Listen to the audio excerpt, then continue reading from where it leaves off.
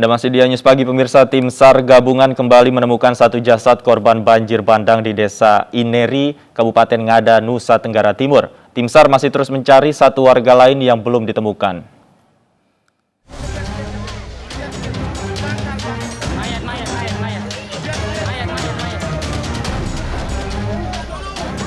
Tim SAR gabungan dari TNI Polri, BPBD, dan PMI, serta warga berhasil menemukan satu jasad korban banjir bandang di Desa Inerie, Kabupaten Ngada, Nusa Tenggara Timur, Sabtu siang. Korban diketahui bernama Maria Goretidiu, seorang ibu yang tengah hamil 5 bulan. Jasad korban ditemukan usai pemerintah Kabupaten Ngada menurunkan beberapa unit alat berat ke lokasi bencana. Kini, petugas gabungan tengah mencari suami dari Maria Goretidiu yang dilaporkan hilang sejak Jumat malam.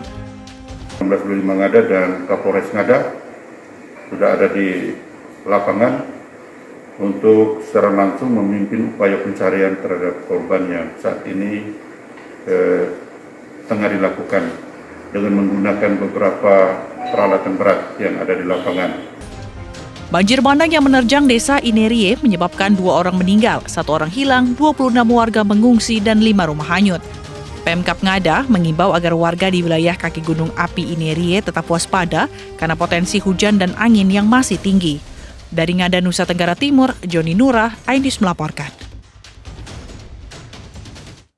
Seorang pendaki tergelincir dan terjatuh dari cadas Gunung Merapi, Tanah Datar, Sumatera Barat. Korban yang terluka parah di bagian kepala diselamatkan tim SAR gabungan.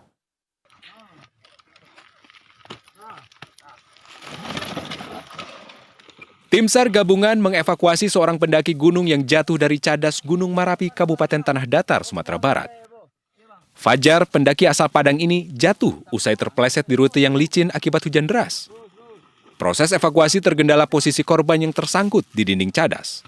Usai dievakuasi, korban dibawa ke Rumah Sakit Daerah Padang Panjang, Sumatera Barat karena terluka parah di bagian kepala. Survivor atas nama Fajar, 18 tahun, asal Padang, sudah berhasil dievakuasi pada pukul 10.20 dalam kondisi selamat dan luka di kepala. Fajar dibawa ke Rumah Sakit YRC. Tim SAR mendapat informasi jatuhnya korban pada Jumat malam. Korban bersama 6 rekannya mendaki jalur tikus karena jalur resmi pendakian ditutup. Rekan-rekan korban yang tak bisa berbuat banyak kemudian menghubungi SAR untuk mendapatkan bantuan. Dari Tanah Datar, Sumatera Barat, Agung Sulistyo, iNews melaporkan. 6 korban tewas akibat truk pengangkut batu terguling di Tanjakan Tebing Breksi, Sleman, Yogyakarta dimakamkan. 5 korban luka masih dirawat intensif di rumah sakit.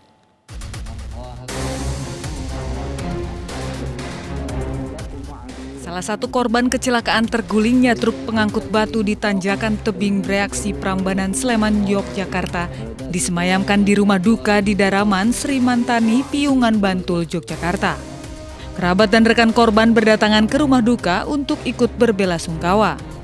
Korban Misbahul Huda merupakan tokoh agama di Kampung Daraman. Kecelakaan saat 11 korban dalam perjalanan pulang setelah mengambil batu untuk membangun destinasi wisata di kampung mereka. Mengambil batu dalam rangka kerja bakti. Setelah dari sana pulangnya mengambil batu untuk salah satu objek destinasi wisata dan mengalami remblong. Sopir nggak dapat mengendalikan laju kendaraan, akhirnya menjadi kecelakaan. Kecelakaan maut terjadi pada Kamis malam saat warga Kampung Damaran sedang bekerja bakti mengambil batu untuk membangun destinasi wisata. Truk bermuatan batu dan 11 orang ini tidak dapat dikendalikan saat jalan menurun. Awalnya truk ini mengambil batu dari dusun Groyokan di atas, yaitu batu yang untuk dipergunakan sebagai batu untuk membuat taman. Itu untuk dibawa ke Bantul. Nah, pada saat jalan menurun, truk tidak bisa mengendalikan kemudi dikarenakan rem yang blong. Informasi sementara, kemudian dari oleh TKP sementara kita lihat ada 4 key point. Yang pertama, truk kehilangan kendali, kemudian di titik kedua truk kehilangan keseimbangan sehingga membalik, terus terseret sehingga menabrak pagar rumah warga yang terbuat dari semen dan batuan. Kemudian dari situ karena jalan menurun dia terbawa juga, terseret juga hingga akhirnya berhenti di depan. Kecelakaan ini menyebabkan 5 korban tewas di tempat, 1 korban tewas saat dirawat di rumah sakit, sementara 5 lainnya masih menjalani perawatan intensif. Salah satu korban luka adalah anak berusia 8 tahun. Dari Sleman, Yogyakarta, Budi Utomo, Heru Trijoko, iNews melaporkan. Ratusan warga di Tulungagung, Jawa Timur memadati aliran sungai untuk berburu ikan mabuk. Kegiatan ini bertepatan dengan proses pengurasan Bendung Boyolangu.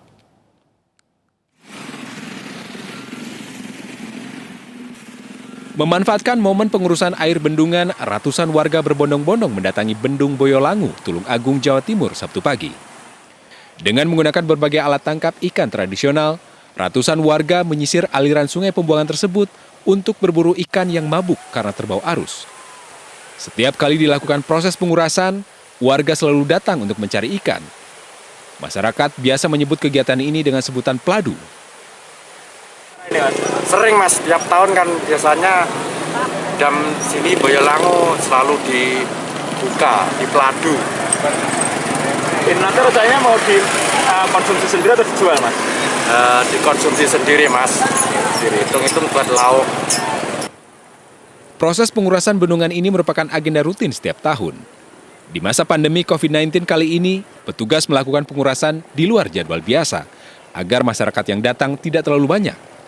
Alhasil, masyarakat yang datang kali ini berkurang hingga 50% dibanding tahun-tahun sebelumnya. Kemarin kan ada surat hari Minggu, ternyata suara dari masyarakat terlalu banyak, akhirnya diambil alih di waktu hari Sabtu. Bisa menurunkan berapa persen Pak? Ya sekitar 50% lebih. Selain dilakukan untuk perawatan infrastruktur, proses pengurasan juga untuk mengurangi sedimen lumpur di dasar bendungan dan untuk pengeringan lahan sawah menjelang musim panen padi. Dari Tulungagung, Jawa Timur, Anang Agus Faisal, iNews melaporkan.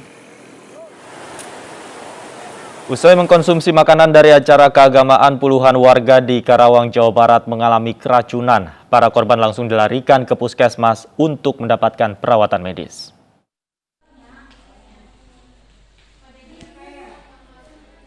Warga di Kota Baru, Kecamatan Cikampek, Karawang harus dirawat di puskesmas karena mengalami keracunan. Para korban mengalami mual muntah setelah mengkonsumsi makanan dari acara pengajian. Meski telah menjalani perawatan medis, pihak puskesmas belum mengizinkan para korban pulang karena masih mengalami pusing dan lemas. Asin itu. Hari apa aja? Hari Kamis. Siang apa pagi? Siang jam 12 habis lohor. Mulai kerasanya kapan? Mulai kerasanya 1:30 malam. Setengah 2 malam. Hari apa? Malam Jumat. Jumatnya kerasnya malam. Apa Bu yang dirasa Bu? Perutnya sakit, mual-mual kayak di gimana gitu kayak di tonjok-tonjok gitu perutnya. Sampai muntah-muntah nggak Bu? Iya muntah, sudah AB. Untuk memastikan penyebab keracunan, petugas puskesmas mengambil sampel makanan untuk diuji di laboratorium. Dari Karawang, Jawa Barat, Muhammad Fakhrudin, iNews melaporkan. Polisi menetapkan komika Coki Pardede dan 2 pemasok narkoba sebagai tersangka. Coki mengaku telah menjadi pecandu narkoba selama 2 tahun.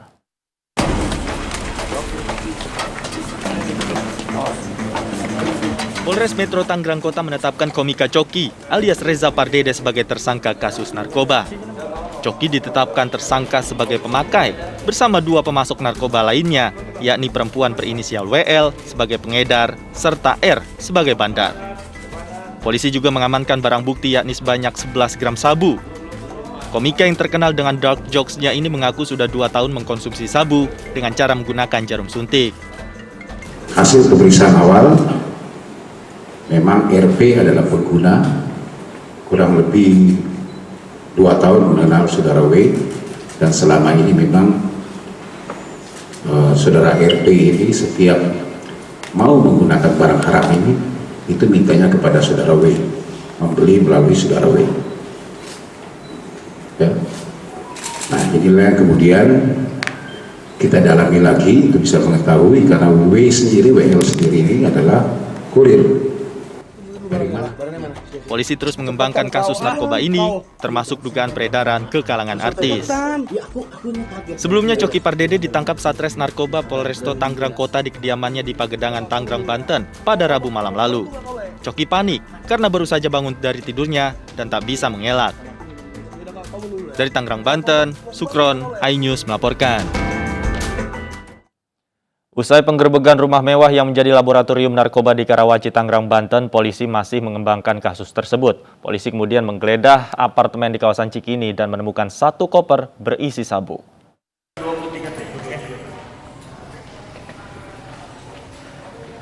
Satuan Reserse Narkoba Polres Metro Jakarta Barat mengembangkan hasil temuan laboratorium narkoba dalam rumah mewah di kawasan Karawaci, Tangerang Selatan.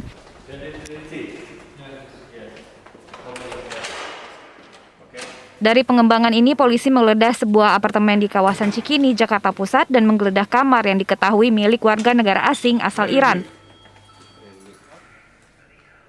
Di dalam kamar apartemen, petugas menemukan 5 paket ukuran besar narkoba yang disembunyikan di dalam koper.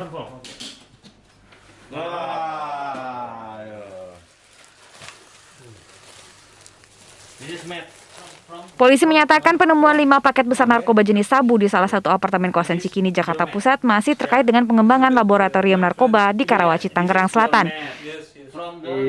Malam ini tim langsung melakukan pengembangan dengan informasi yang ada dari 2 orang WNA yang ditamatkan di TKP. Berhasil mendapati 1 tempat, yaitu salah satu apartemen di wilayah Jakarta Pusat. Kita dapati di dalam kamar kita temukan ada 5 paket bungkus besar.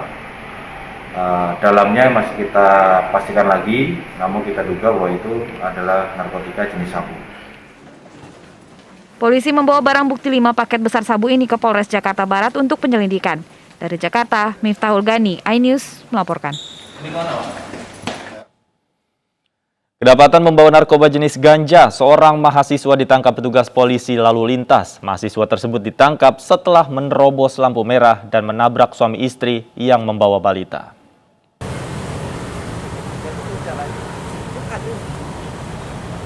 HFS diamankan petugas Satlantas Polrestabes Palembang karena kedapatan menyimpan ganja di kantong celananya. Pelaku diamankan petugas setelah menerobos lampu merah dan menabrak pengendara lain.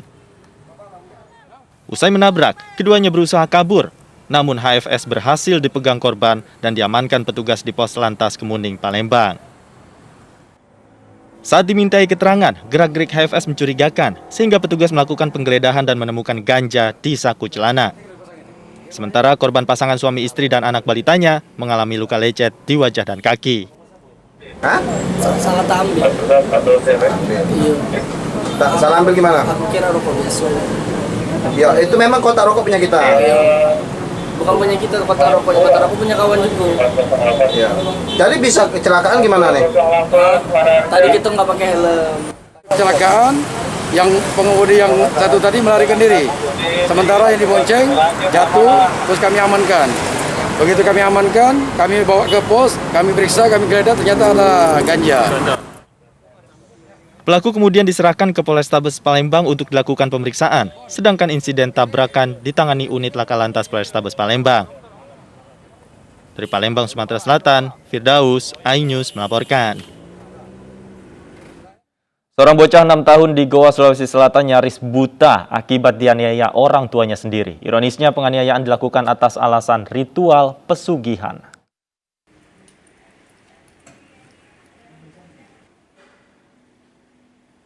AP, bocah 6 tahun ini terpaksa dirawat di Rumah Sakit Syekh Yusuf Goa, Sulawesi Selatan usai dianiaya orang tuanya sendiri. Bocah malang ini nyaris buta karena dianiaya di bagian matanya. Tak hanya AP, kakak korban juga disiksa hingga tewas. Penganiayaan bahkan dibantu oleh paman dan nenek korban. Aksi keji ini dilakukan kedua orang tua korban sebagai ritual pesugihan. Jadi orang tuanya kayak menuntut ilmu-ilmu apa begitu. Akhirnya anaknya yang dijadikan kayak korban. Tumbal ya? Tumbal. Yang meninggal itu gara-gara dicekoki air garam 2 liter. Oh, dicekoki? Iya, akhirnya kan pembuluh darahnya pecah. Aparat Satreskrim Polres Goa telah mengamankan 4 terduga pelaku. Sementara korban kini masih dirawat dan menjalani pendampingan psikologis di RSUD Kabupaten Goa. Dari Goa, Sulawesi Selatan, Bukma, iNews melaporkan. Seorang guru madrasah di Kota Medan, Sumatera Utara tewas secara mengenaskan di kamar kosnya. Korban diduga tewas sejak 3 hari yang lalu.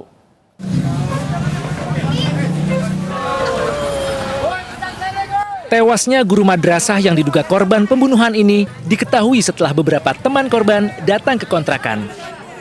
Setelah berkali-kali memanggil korban, namun tak ada sahutan, para teman korban yang merasa curiga kemudian memanggil pemilik kontrakan dan kepala lingkungan. Curiga dengan bau menyengat dari dalam kontrakan korban, kemudian kepala lingkungan menghubungi Polsek Deli Tua. Korban didapati tewas dalam kontrakannya dengan sejumlah luka di bagian kepala dan tangan, serta bercak darah di dinding dan lantai kontrakan. Sementara itu, sepeda motor metik milik korban belum ditemukan dan diduga hilang. Awal ketahuannya dari warga melapor ke rumah saya, terus katanya sudah 3 hari pintu kosnya ini tidak tertutup. Dan orang nggak pernah keluar. Jadi warga bilang sama saya untuk mendobrak pintu atau membuka, mengawasinya ya kan gitu. Pas kami datang sana sudah banyak lalat dan bau bangki. Makanya di situ saya manggil aparat kepolisian ya kan, sama Babinsa kami. Peristiwa ini membuat geger warga Jalan Eka Warni, Kelurahan Gedung Johor, Kecamatan Medan Johor. Sebab selama ini korban dikenal sebagai pribadi yang baik dan berprofesi sebagai guru madrasah Darul Ilmi Murni yang terletak di kawasan Kabupaten Deli Serdang. Kita lakukan penyelidikan, ditemukanlah itu ada mayat namanya Muhammad Ilyas, umurnya 32, pekerjaannya guru. Dia nanti kita hasil dulu pemeriksaan daripada otopsi, karena sekarang ini sudah dibawa ke Rumah Sakit Bayangkara. Ya, belum ditemukan, nanti kita lakukan penyelidikan juga apakah ada kaitan dengan sepeda motor yang hilang tersebut dengan kejadian ini. Saat ini jasad korban tengah dibawa ke Rumah Sakit Bayangkara Medan untuk diotopsi guna kebutuhan penyelidikan. Dari Medan, Sumatera Utara, Ahmad Ridwan Nasution, iNews melaporkan. Komisi Pemberantasan Korupsi resmi menahan 17 orang tersangka penyuap Bupati Probolinggo dalam dugaan kasus jual beli jabatan. KPK juga menggeledah 2 rumah anak Hasan Aminuddin dan menyita 1 koper berisi dokumen.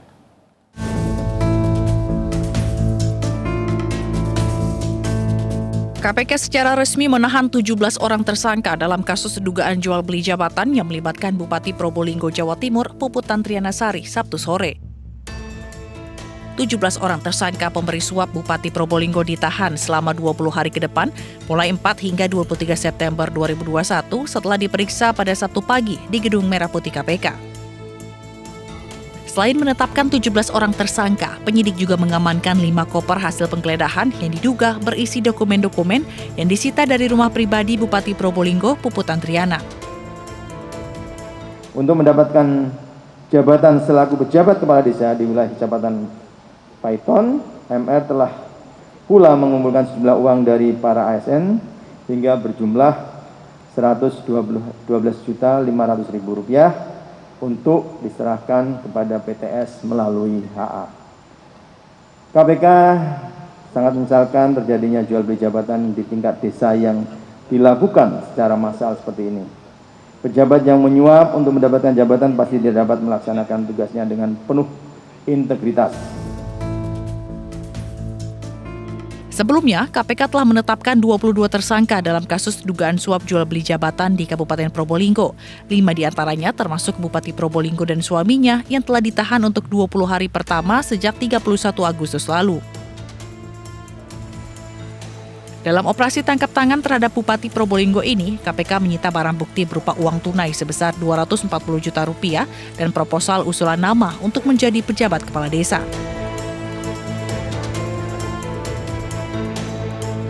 Usai menggeledah rumah pribadi Bupati Probolinggo, Puput Tantrianasari dan suaminya Hasan Aminuddin, KPK menggeledah 2 rumah anak Hasan berinisial D dan Z di Jalan Imam Bonjol, Kecamatan Kerakasan, Probolinggo, Sabtu siang secara tertutup. Petugas menggeledah selama 3 jam dengan dikawal ketat petugas kepolisian.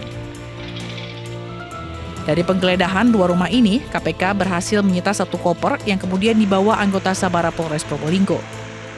Tim Liputan iNews melaporkan. Spanduk-spanduk dukungan untuk pemberantasan korupsi di alun-alun kota muncul pasca ditetapkannya Budi Sarwono sebagai tersangka kasus dugaan pengadaan proyek di Kabupaten Banjarnegara. Spanduk sudah terpasang sejak kemarin malam. Sejumlah spanduk dipasang di alun-alun Banjarnegara pasca ditetapkannya Bupati Budi Sarwono sebagai tersangka kasus dugaan pengadaan proyek di Kabupaten Banjarnegara. Spanduk-spanduk ini berisi dukungan kepada KPK agar memberantas praktek korupsi di Banjarnegara. Pemasangan spanduk ini dilakukan oleh Forum Banjarnegara Bersatu dan Forum Jasa Konstruksi Banjarnegara.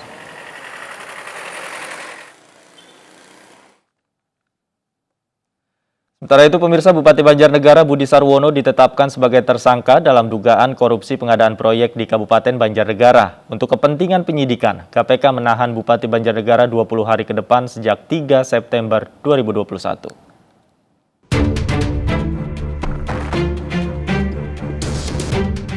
Komisi Pemberantasan Korupsi menetapkan Bupati Banjarnegara Budi Sarwono sebagai tersangka kasus dugaan korupsi terkait proyek pengadaan pada Dinas PUPR Pemerintah Kabupaten Banjarnegara tahun 2017-2018 dan gratifikasi.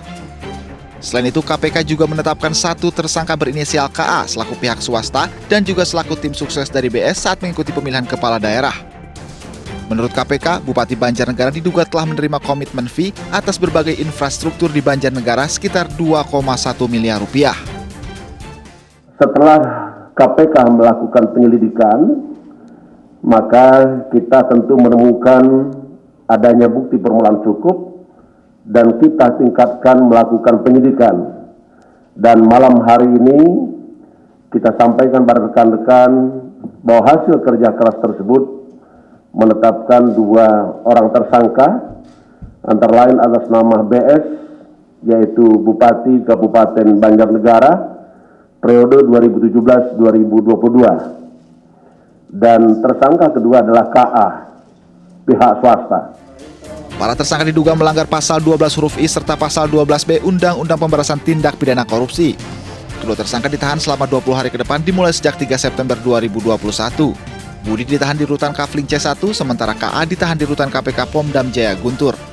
Dari Jakarta, Mahathir Muhammad Eri dan Rizky Ihwal, iNews melaporkan. Keluarga sambut kedatangan jenazah Letu Dirma dengan isak tangis di rumah duka. Sementara jenazah prajurit TNI Angkatan Darat Sersan II Ambrosius Apriyudiman akan dimakamkan hari ini di TPU Kusumalaya.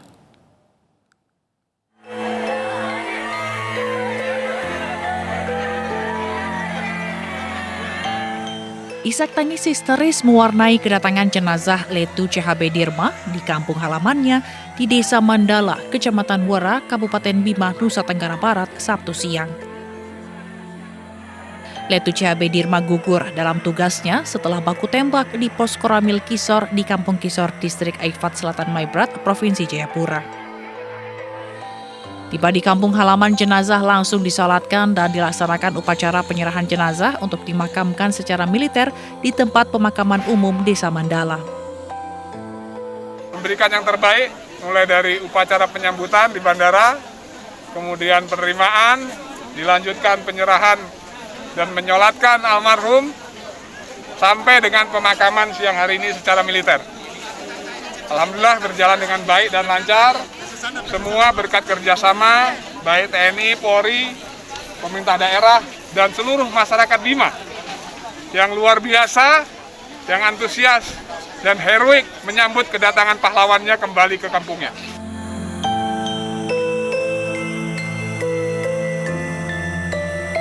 Sementara jenazah prajurit TNI Angkatan Darat Sersan II Ambrosius Apriyudiman asal Kabupaten Sintang tiba di Bandara Internasional Supadio Pontianak Sabtu siang.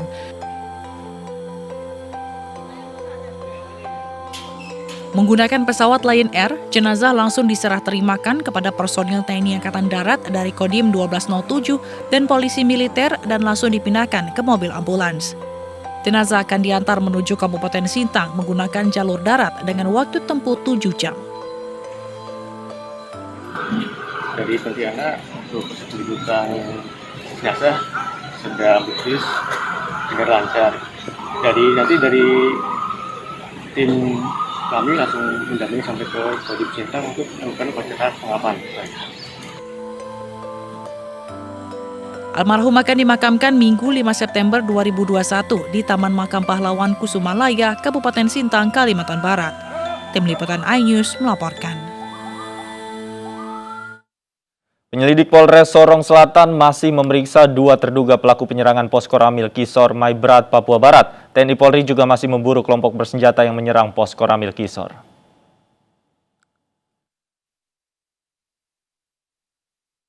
Pasukan gabungan Polri dan TNI berhasil mengamankan 2 dari puluhan orang terduga pelaku penyerangan pos Ramil Kisor, Distrik Aifat Selatan, Kabupaten Maibrat pada Kamis dini hari kemarin.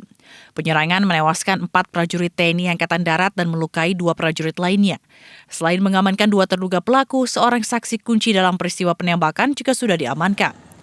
Ketiganya saat ini masih diperiksa secara intensif di Mapolres Sorong Selatan. Dari pemeriksaan awal, 1 terduga pelaku mengakui sempat mengikuti rapat di markas Komite Nasional Papua Barat wilayah Kisor sebelum dilakukan penyerangan. Ada yang melakukan pemantauan dari sisi belakang, sisi depan, dan ada yang memasuki pos tersebut. Di pos tersebut ada 3 bilik. Nah, si Michael ini dia mendapati tugas. Si Michael yang ini dia mendapat tugas itu di bilik kedua. Nah, di bilik kedua itu ada 3 orang, termasuk salah satunya si Michael. Yang 2 orang ini saya nggak bisa sebut namanya karena masih proses penyidikan. Nah, setelah melakukan aksi pembacokan, Michael keluar untuk melakukan pemantauan selanjutnya. Kemarin, Pangdam Kasuari, Gubernur Papua Barat, Kapolda Papua Barat, serta Bupati Maibrat meninjau langsung lokasi penyerangan di pos Koramil Kisor. Pangdam Maijen TNI Inyoman Cantiasa memberikan jaminan keamanan kepada masyarakat pasca penyerangan. Dari Kabupaten Maibrat, Papua Barat, Chandri Endru Suripati, iNews melaporkan. Mahasiswa, pelajar, dan warga Papua di Bali menyerukan perdamaian untuk bumi Cendrawasih. Masyarakat Papua diajak untuk tidak terprovokasi atas aksi penyerangan di pos persiapan Koramil Kisor, Distrik Alfat, Maibrat, Papua Barat. Ikatan Mahasiswa dan Masyarakat Papua IMAPA Bali mengajak masyarakat Papua untuk tidak terprovokasi atas kasus penembakan di pos persiapan Koramil Kisor, Distrik Alfat, Maibrat, Papua. Masyarakat diminta untuk menjaga kedamaian dan menyerahkan sepenuhnya penyelesaian kasus penembakan kepada aparat keamanan di Papua. Semua pihak diharapkan tidak memanfaatkan kasus penembakan dengan isu-isu yang membingungkan masyarakat.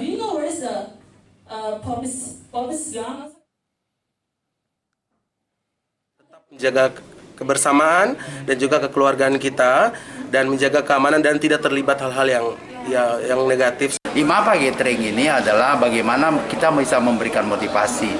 Jadi IMAPA ini adalah wadah mereka untuk bisa berkontribusi bagaimana kiat-kiat kita ke depan nanti untuk bisa membangun. Meski diberlakukan aturan ganjil genap, arus kendaraan menuju kota Bandung tetap ramai. iNews Pagi akan kembali. Tetaplah bersama kami.